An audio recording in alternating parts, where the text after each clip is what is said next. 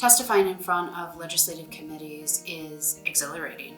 It's the closest you can get to advocating and having your voice heard in your own state government. Public testimony, public comments are one of the most important things we can do as citizens and as voters. I was compelled to comment on things that were really important to me, and I remember feeling very nervous, a little unsure, a little bit scared, and the process turned out to be really easy. So it's been regular for me to change my mind on a piece of legislation strictly based on the testimony that people have provided. The most universal thing that draws people to a story or an individual is authenticity. Don't be afraid of your emotions when you testify. It's normal to get nervous, and I've done it a lot, and I still get nervous. And remember that being nervous is a signal that you care. We all know that every person's story is important, but sometimes when you're trying to make laws and there's a lot at play, it's easy to dismiss one person's story.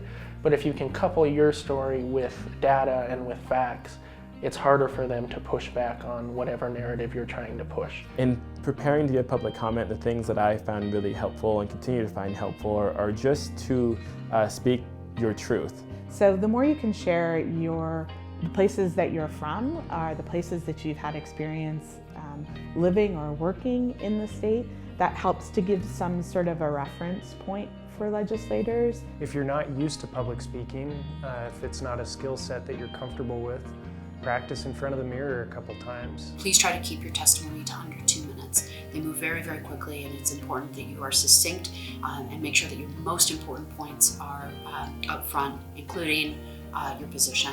There's going to be people in the hearings that don't agree with every word you're going to say, or maybe not any of the words you're saying, but you still need to speak your story and let the world, or let the state know, kind of what people like you are going through, and that you're not alone out there. When you're first stating your public comment, you want to address the people that you're talking to in a respectful, and I always feel very thankful way. So I usually start by saying chair and members of the committee, or chair and members of the board, depending on who you're speaking to. Most importantly, when you go to testify in front of a committee, please try to not read your testimony verbatim from any written testimony you want to submit. And then just thank the board for their time and for the or the committee for allowing the public to comment. It's something that not everybody gets a chance to do. If you're able and willing, and you have the time and the desire and willingness to spend time before you give public comment, building a connection and a personal relationship with legislators,